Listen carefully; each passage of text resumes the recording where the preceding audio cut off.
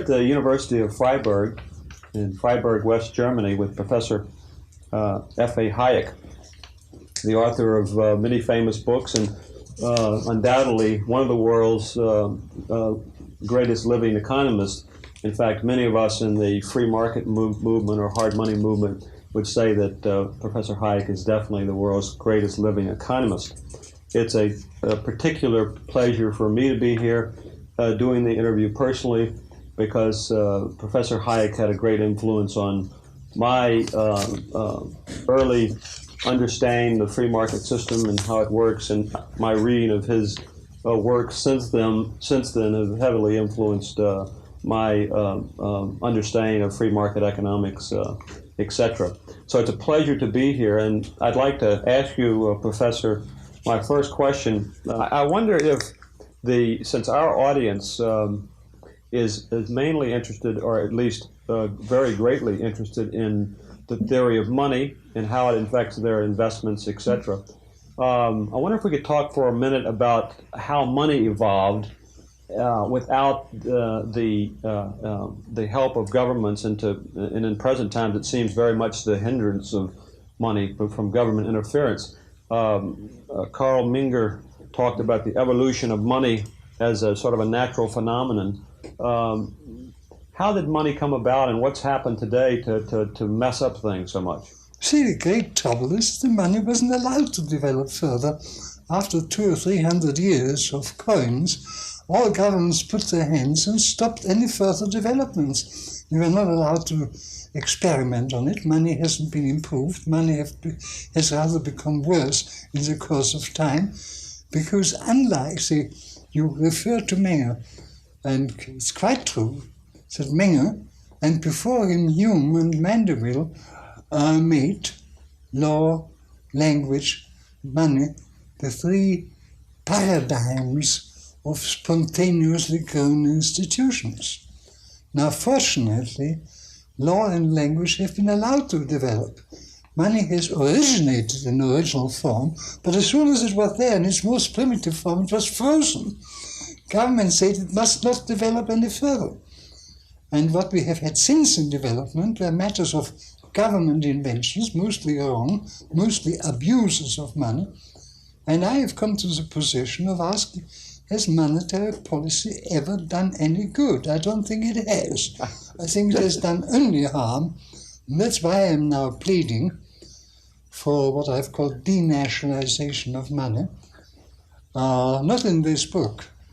I hope I will live long enough after finishing this book to write another book on money, which is very urgent, but at the moment my moral issues seem to be more important even than the monetary problems. And more fundamental, yes, I would agree. But to stick on the money subject just for a minute, I'll never forget, it was at our conference, the National Committee for Monetary Reform Conference in Lausanne, Switzerland, at the beautiful Beau Rivage Hotel, where you first introduced this theory of competition in currencies.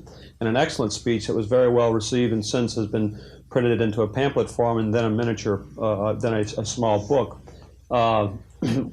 Earlier, before when we were chatting, I showed you that in the recent edition of Fortune magazine, even Fortune magazine has picked up on discussing this controversial theory of competition of currencies.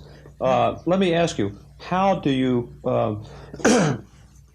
think that it would work? Would the major banks such as Chase Manhattan issue currencies, or would there be gold coins issued, or how would it? No, I still believe that my original plan is right, but I'm afraid I've come to the conclusion that politically it's completely utopian.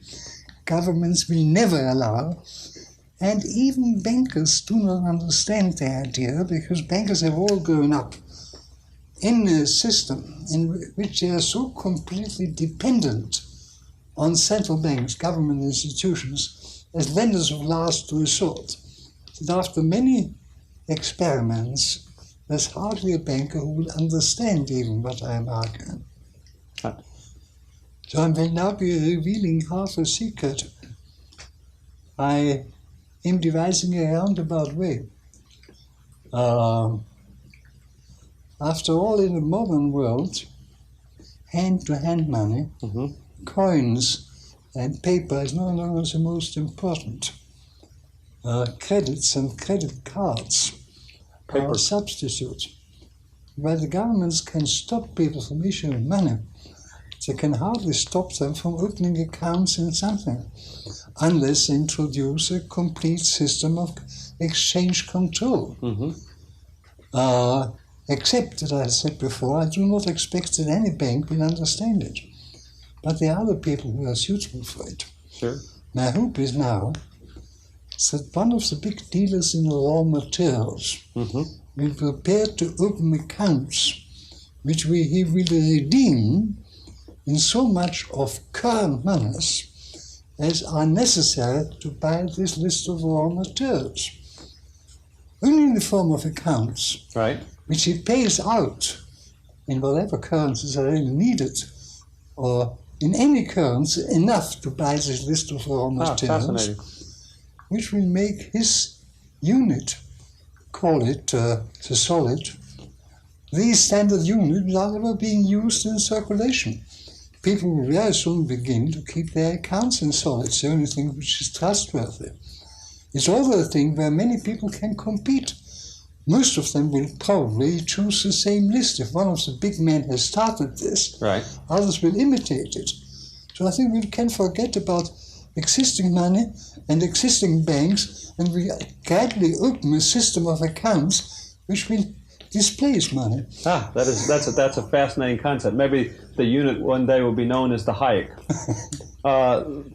Continuing on just for a minute on the money issue, it occurs to me that the fundamental flaw in Friedman's theory of monetary control is becoming more and more evident today. We have electronic transfer of money, we have credit card money, we have complicated computerized analysis of the money supply, yet in spite and because of these things, the federal authorities are even admitting that they don't even know what the money supply is. They can't put their finger on it. Exactly. So how in the world could you have a theory based on a tight definition of increasing the money supply at a particular rate, which varies from time to time, if you don't know what the fundamental money supply is? You know, about 40 years ago, I once wrote a sentence something like this. One of the worst things which could happen would be if mankind ever forgot the quantity of money, except they should ever take it literally. And that's what I still believe. It is true that the price level is determined from the quantity of money. But we never know what the quantity of money in this sense is. Right. I think the rule ought to be that whatever issues the money must adapt the quantity so that the price level will remain stable. But to believe that there's a measurable magnitude which you can keep constant with beneficial effects, I regard as completely wrong. Yeah, I agree with you. I mean, I will add, you see, I don't like criticizing Milton Friedman, not only because he's an old friend, because outside monetary theory we are in complete agreement. Oh, he's an excellent... Our general view on what is desirable and what is not was almost identical till we get on to money. But if I told him what I mentioned before, that I very much doubt whether monetary policy has ever done anything good, he personally is convinced that a good monetary policy is a foundation for everything. Well, it certainly leads to my next question, and that is, in light of the total mismanagement of money by governments, government control over money in the central banks, in light of this, the third world debt crisis, the huge buildup of loans. At last count, there was something on the order of $600 billion loaned to the third world countries. In light of this terrible situation, still being controlled, or at least the central banks claim to be controlling it, in light of all that, what do you think is the outcome for the third world debt crisis, as it's being called? What do you see as the outcome? I don't know. If we are very lucky, I doubt whether we shall be as lucky, we may get through it without either a resumption of inflation or new controls being clapped on. I don't quite see how it can be done, but I still hope it may be done.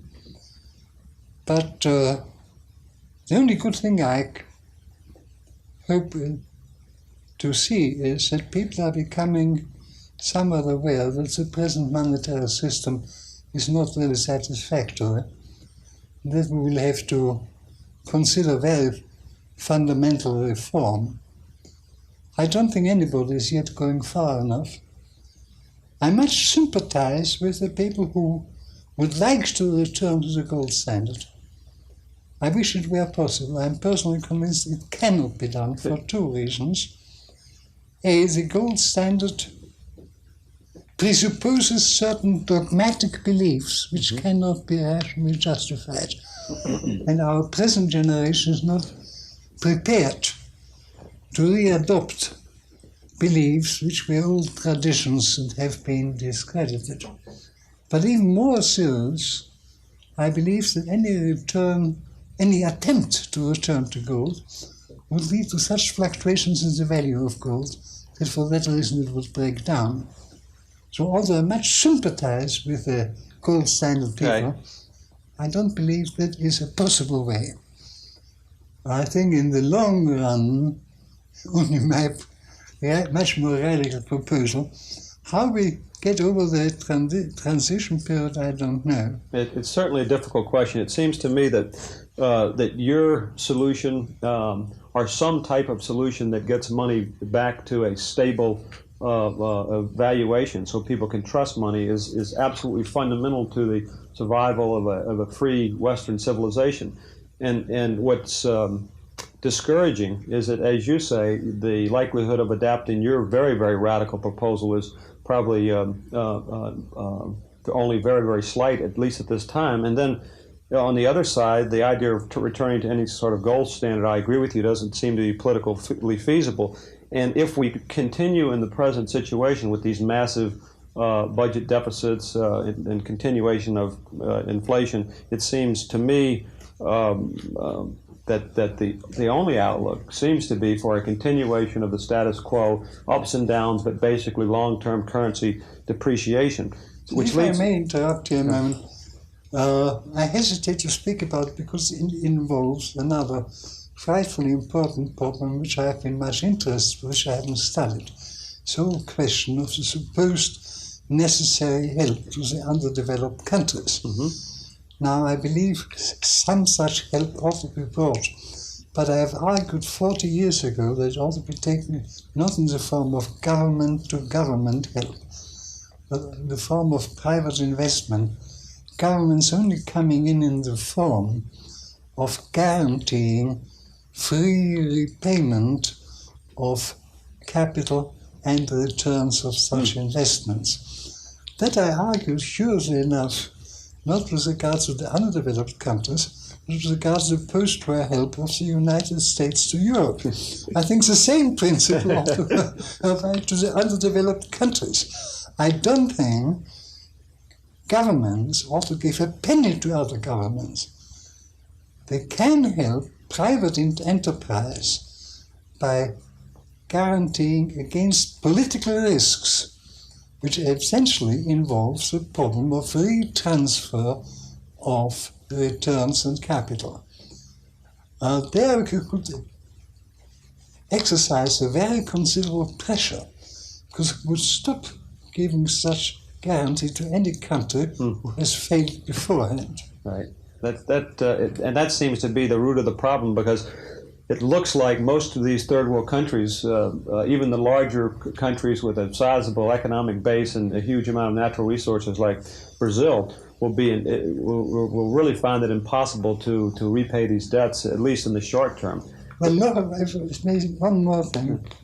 Effective help can only be given if it's according to the sensibility of the political system. This Correct. distinction governments cannot make, but private industry can. Agreed. But since we have this system, this system that isn't working well now, it looks like, if you examine the fundamentals, that the long-term outlook tends to be for more and more currency depreciation. I know that Ludwig von Mises once said in a tricky little quote He said government is the only agency that can take a useful commodity like paper, slap some ink on it, and make it totally worthless. Yes, indeed. It seems like to me, examining the fundamentals, that that's probably the longer-term outlook. But that's my personal idea of how the scenario will develop. Nobody knows for sure, but in general, without getting into all the specifics, I know we don't really have time now, but do you see the future as being more and more inflation and currency depreciation, or do you think that we could have a massive depression because of the government's mismanagement of money? Many things have, in the last 2 years, moved very much better than I hoped. That particularly in England, Mrs. Thatcher would be able to bring inflation down as low as she has done. And the same to some extent in America is very encouraging. If they can bring down inflation to zero and stay there, I think the position of the leading countries can be saved. But I'm not sure that means the position of their banks can be saved. They are no longer mainly dependent on the economy of their own country. And, I have nightmares about the possible banking crisis, but I don't like to talk about it because I haven't studied current affairs sufficiently. Many of our attendees that come to our conferences and have been coming to our conferences for years tend to be ahead of their time, at least they have for the last 10 years, in the sense that they go contrary to current investment thinking. And they, years and years ago, were one of the first groups of investors to understand that in periods of long-term currency depreciation, gold is a good investment. And they owned a little gold as a hedge in the same way Europeans have for years. Today, all of our attendees are asking themselves the question, re-examining their case for gold. Do you really think, in light of the present trends, that you could say for the long-term holding, which would government paper money be a better long-term holding or gold? Certainly not. I mean, that's a wholly different issue, the investment issue, from what is desirable as money. I myself, I can't say I invest on a large scale in gold, but my ultimate reserves are gold coins of a certain number. I mean, everything should go wrong, that would be something. But that doesn't mean it's a good money, because this is a long-term situation. Right. Doesn't secure in the least that gold money would be stable in the short term. I think in the present situation it would be very unstable money. No. I particularly so because of the chance that the price of gold could go up dramatically in price, or that it could drop dramatically as it has in the last several months. Do you have you been reading about, and does the huge size of the U.S. budget deficits discourage you? You know, I just read today's Herald Tribune that the U.S. budget. I read this every day. The U.S. budget deficit is going to be over $200 billion for fiscal '83, and there was an interesting. I don't know if you saw the little clipping on this, but President Reagan had a commission study the deficit problem, government debt problem, the Grace Commission it was called, and they came up with some pretty shocking predictions that the deficit could grow to $300, $400, $500 billion, and even toward the end of the century over $1 trillion. What impact would this have on the U.S. dollar in foreign exchange markets and vis-a-vis other real, not other, but real goods and services? Down, down dramatically. Yeah. Well, all the more need for your sound monetary reform. I don't believe that we shall ever have a good money again before we take the thing out of the hands of government. We can't take them violently out of the hands of government. All we can do is, by some sly, roundabout way, introduce something they can't stop. What do you think is the major problem or major threat to Western civilization on a very fundamental question? Is it? Do you fear or do you think the main problem or threat to Western free civilization is a third world war, a confrontation between the Soviet Union and the United States, or the economic and political area? No, the main danger is pacifism. That the West may be become so inferior in power that one Russian threat after another will force it to go into a direction which it doesn't want. I do not believe in the danger of an atomic war. At least I don't think it will break out between the major powers. Whether if Mr. Gaddafi gets an atomic bomb or somebody, that might cause dreadful effects. But I think both sides are intelligent enough to use it as a threat, but not actually to use it. Incidentally, I would say atomic war was not a war. It's the end of civilization, yes. Nothing else. But the danger of Russia becoming so much stronger as by her threats forcing the West not only to make concession to her, but modify its own system on the Russian style, is a very, very serious one. And I would rearm at a maximum, not in the expectation that I ever use my arms, but that's the only way to be able to say when the Russians demand something new. I don't think the Russians will be foolish enough to begin a war against the strong opponents. So you would favor the rearmament of the United States that Reagan has proposed, and the deployment of cruise missiles in Europe, that type of thing? Certainly, so far as I can judge the strategic importance, my impression is this is absolutely essential. Yeah. And I'm greatly alarmed, particularly by the European pacifist movements. Yes. I believe you knew Lord John Maynard Keynes, oh, yes. and actually taught with him at the same university. Did you not? Well, I taught at his university while he was advising government. See, my London School of Economics was evacuated to Cambridge for the whole war period. And Keynes got me rooms in his college. That's a fascinating But he was most of the time advising government, so we met only occasionally on weekends. We are personally very good friends. You have not seen my 100th birthday article in The Economist about him? I did see that, and I was going to ask you about that. That was reprinted quite a lot and passed around in free market circles in the United States. That was very interesting. Do you think that many of his ideas were sound, but yet they were misused? Because in his later years, and I may be incorrect in this, I'm certainly not a scholar, but in later years I believe he wrote that about grave concern that some of his ideas that he had come up with were being misused by governments. Well, he had the illusion that a little inflation is good, much not. You know, he was one of the cleverest men I knew, but he was not really a very competent economist at all. He had strong intuitions, which sometimes were right, and strong conviction that he could get over any theory which he invented to justify his particular recommendations. He was in a way a great man, but I don't think he was a great economist. I think that maybe he was a great investor. I've heard that he was a very excellent investor from time to time. He had major losses, but I read in an article the other day that in recent papers that came out about him that in the 1930s he made 60 times his money in the stock market.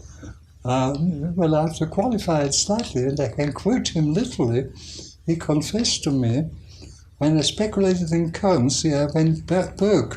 When I turned to commodities, not stock market, I made, I think, £500,000 then. Yeah, that's fascinating. That was a tremendous amount of money. And the same amount for his college. Yeah, that was a tremendous amount of money. He must have made £2 million in the pre-war pound values. Oh, I also read in this article that he was a contrarian, in the sense that he would look and see what was the